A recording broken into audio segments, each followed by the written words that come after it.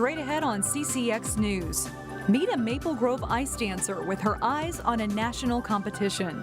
Plus, the local impact of a partial federal government shutdown. It has a Golden Valley nonprofit concerned about supplying families with food. But first, cities sue. Maple Grove and Golden Valley are part of a lawsuit that focuses on chemicals in stormwater ponds. CCX News starts right now. Hello everyone, and thanks for joining us. Golden Valley and Maple Grove are two of 7 Minnesota cities that are suing a group of chemical companies. They allege that a black sealant used on playgrounds, parking lots, and driveways has contaminated hundreds of stormwater ponds. Eric Nelson joins us now with more on this. Hi, Eric. Hey Shannon, this is basically a war on coal tar, which is the kind of sealant used in this case. The multi-million-dollar lawsuit claims that these cities should not pick up the tab for cleaning up stormwater ponds that are contaminated by this toxic chemical. Coal tar particles can get washed away or blown away and end up in stormwater ponds. Medical experts say this can increase the risk of certain cancers and have other negative repercussions.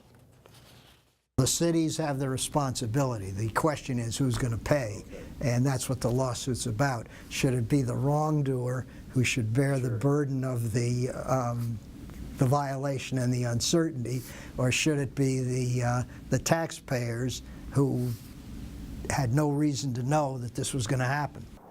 Minnesota law now requires that cities test for polycyclic aromatic hydrocarbons, also known as PAHs, before they dredge their ponds. There are hundreds of stormwater ponds in most cities, and if PAHs are discovered, costs skyrocket to clean up the water.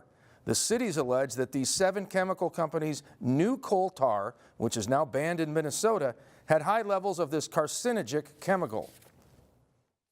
The coal tar companies were well aware of the constituents and the contaminants within their products, and they still made a business decision to market them, and they were used by consumers, residents of the various cities, unknowing that this material will be creating this problem within our stormwater ponds. Now, when coal tar is removed from stormwater ponds, the sediment has to be put in a landfill as opposed to being used or reused. This also adds to the tab. Shannon? All right, thank you, Eric. We are closing in on 2 full weeks of the partial government shutdown, and many people are wondering how it will affect local families. About 25% of the government is unfunded. The U.S. Department of Agriculture falls under this category. The agency funds SNAP, also known as the Supplemental Nutrition Assistance Program. Reporter Sonia Goins shows us how a Golden Valley nonprofit is preparing to help people just in case funding runs out before lawmakers can make a deal. We've seen a growth in use in our food shelf over the past several years. Since 1970, PRISM has helped people in the northwest suburbs get an upper hand on hunger. We would suffer throughout the month a lot of the time.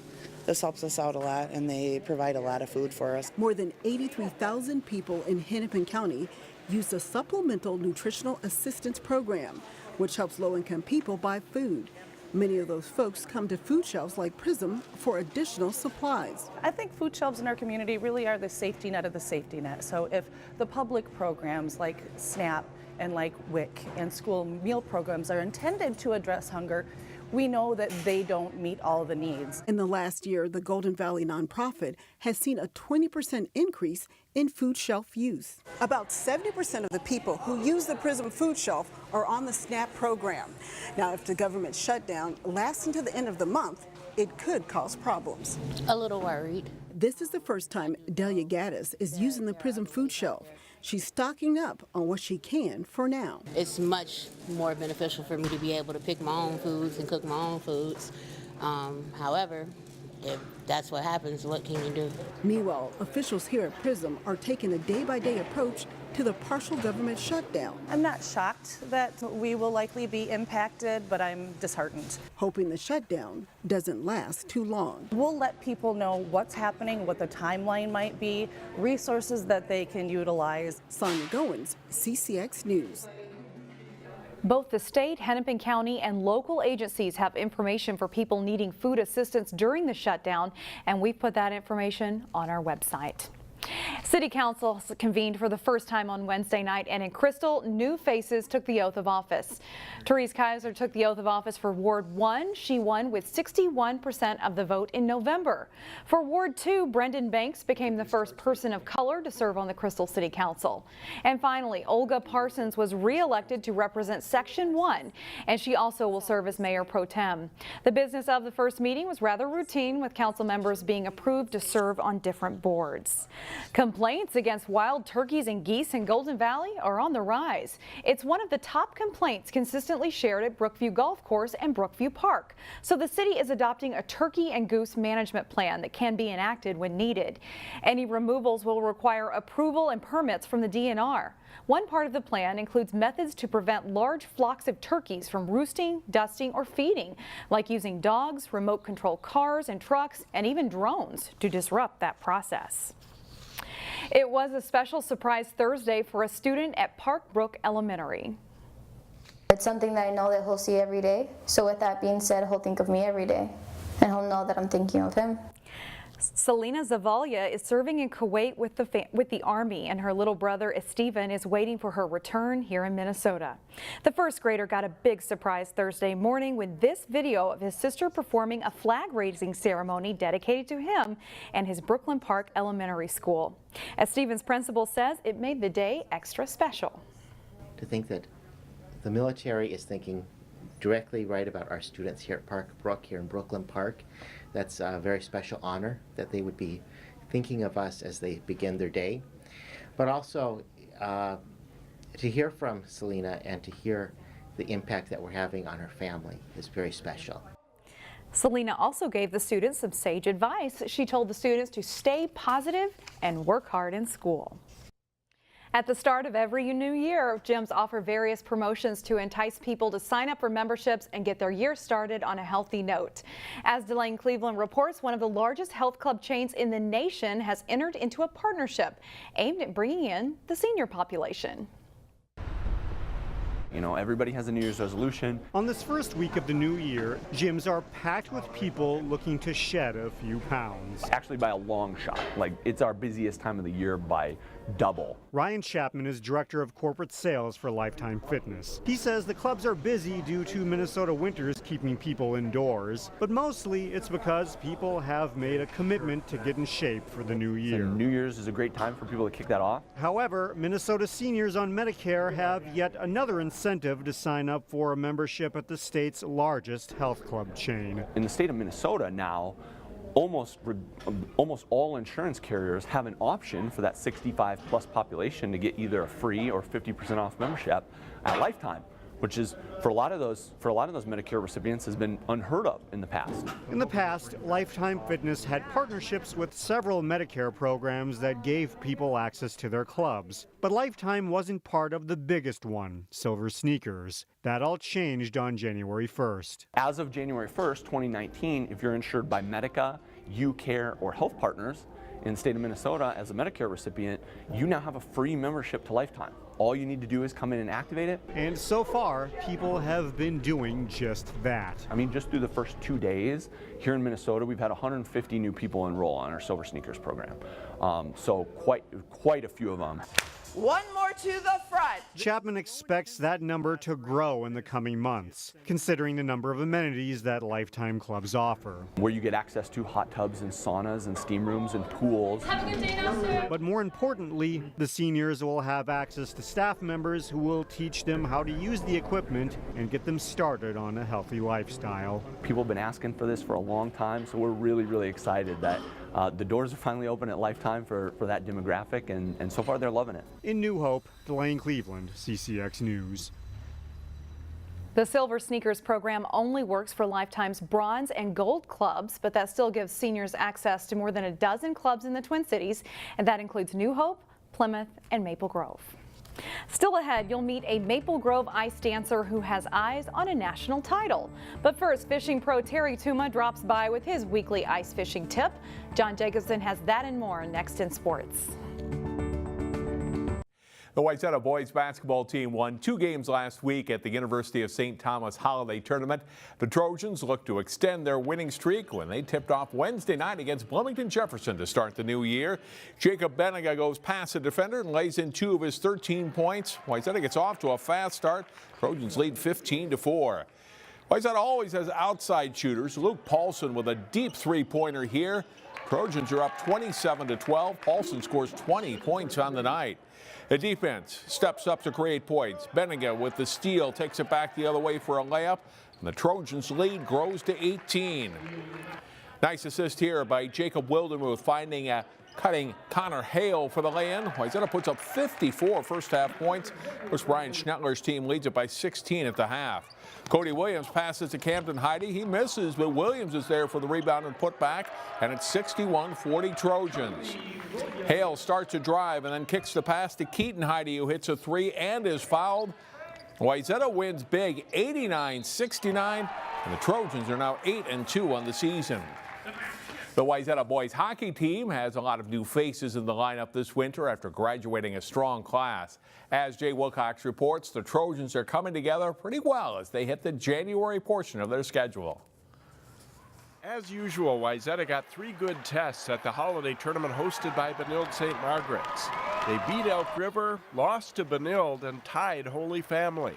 But I'd say as the 3 games went on, we definitely played strong in our last Holy Family game, which was definitely good. We wanted to come out on an up note rather than a down note, which, you know, our first 2 games, a little iffy, but definitely throughout the week it was good.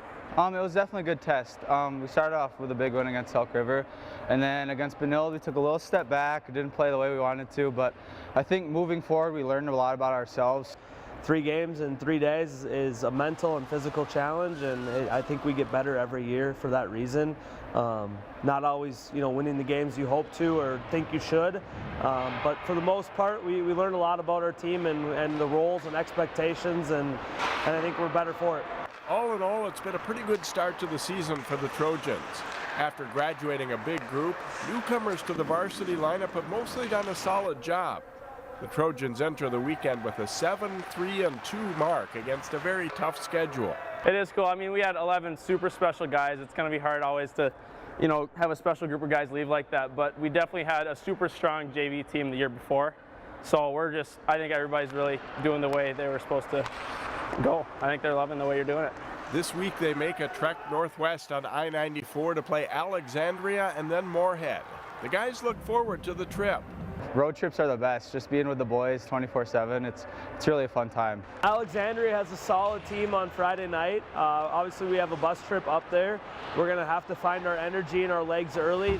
They definitely circle it on the calendar, and we have to match that. Lake Conference play gets started in 2 weeks. Wayzata's looking ready for that challenge. Jay Wilcox, CCX Sports.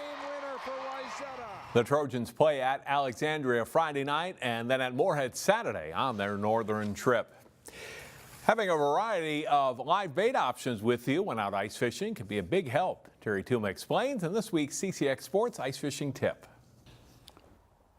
Bait choices for crappies, walleyes, jumbo perch, and sunfish are something that we have to be alerted to. We have to consider. We have many choices. Take all of those choices with you. And let's just talk about walleye fishing, for instance. We have this tendency of using fatheads. Yes, generally speaking, the 2.5 to 3.5 inch fatheads work great for jigs and also for using minnow heads on your vertical jigging spoons, a jigging shad wrap, for instance.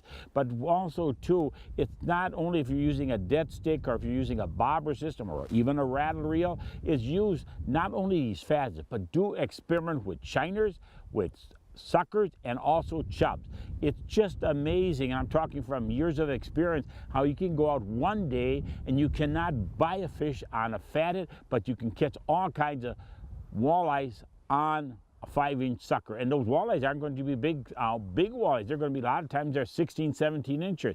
Waxworms and wigglers work extremely well for sunfish and crappies. But when you're talking wigglers and waxworms, make sure that you open up that container in the bait shop and that they're very healthy and lively. The reason we use live bait is for action and for scent. And then, by the way, too, is change your bait constant. The fish are going to be attracted to that good, healthy live bait. Thanks, Terry. That's all for sports. Shannon, back to you. Thanks, John. Up next, eyes on an ice skating prize. Meet the Maple Grove ice dancer who spends hours on the ice, all for a chance to be in the national spotlight. Hello, everyone. One Maple Grove ice dancer is headed to a national competition with her ice dancing partner. The pair is only one of 12 couples in the nation who qualified for the competition. Reporter Meredith Hackler shows us what it took to get there. At 6 in the morning, most high school freshmen are sleeping, but not Bella Gullum. Bella can be found at the Maple Grove Ice Arena with one of her coaches by her side. Love, discipline, and goal setting definitely are what creates someone who wants to strive to be a champion, which Bella is striving to do. Bella started ice skating competitions when she was 10 years old. During her first competition, she took first place. That was something that I think was even helped motivate me more. And I was like, hey, I have this, I got this, I really want to pursue this deeper. And Bella did pursue the sport deeper. Not long after Bella started skating, her now coaches thought she and her current partner, Skylar, should ice dance and compete together. I really liked it. I enjoyed having the company of someone. I thought that it was a very creative discipline in figure skating, a lot like ballroom dance, which is something that I like to watch. So I said, Mom, I want to keep doing this and I want to get better at this. Ever since then, Bella and Skylar have been crushing goals together. They will be part of 12 teams competing for that chance to be the national champion of the juvenile ice dance. While the pair qualified for nationals, they also won special awards at their qualifying competition. They had the highest point value for a difficult lift, and they had the second highest point value for their free dance routine in the nation. And while Bella's positive attitude has helped her achieve several goals, all I need to do is stay humble and keep progressing. She says she wouldn't be able to do it without her family and coaches.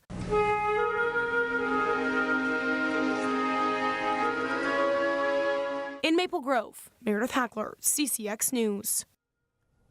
Bella and her ice dancing partner will compete at the 2019 Geico U.S. Figure Skating Competition in Detroit, Michigan on January 19th and 20th, and we are cheering you on. That's all the news we have for now. Thanks for joining us. We'll see you right back here on Friday.